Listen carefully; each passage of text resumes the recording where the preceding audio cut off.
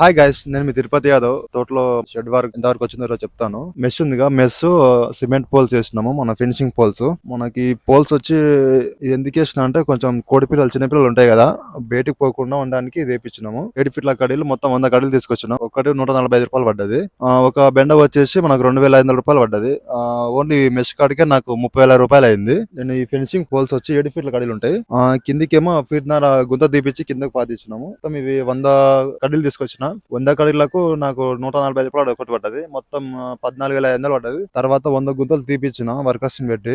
నాకు ఈ పోల్స్ తీసుకురావడానికి, తర్వాత తీసుకొచ్చి గుంతలు తీసి పాతియడానికి ఓన్లీ ఈ పోల్స్ కి నాకు 21,000 రూపాయలు అయింది. ఇప్పుడు ఈ షెడ్ చుట్టుముట్టు కూడా మొత్తం 120 ఫీట్ల జాలి పట్టింది. ఇది కూడా జాలి హైట్ వచ్చేసి 5 ఫీట్లు ఉంటది. ఇప్పుడు మొత్తం నాకు తెలిసిన ఫ్రెండ్ ఉంటే ఆ ఫ్రెండ్ దగ్గర తీసుకున్నా. ఇది మన 5,000 నుంచి తీసేసుకున్నా సెకండ్ హ్యాండ్ లా. కొంచెం జాలి మంచిగా అని చెప్పి తీసుకున్నా. ఇప్పుడు దీని చుట్టుముట్టు కూడా లోపల బయటికి కొడి పిల్లలు అవి పోకుండా కూడా గ్రీన్ మ్యాట్ ఉంటది కదా, ఆ గ్రీన్ మ్యాట్ మొత్తం ఫిల్ చేయాలి.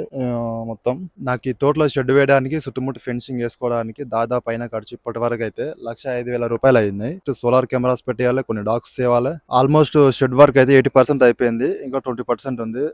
మిగతా అప్డేట్ నెక్స్ట్ వీడియోలో చెప్తాను.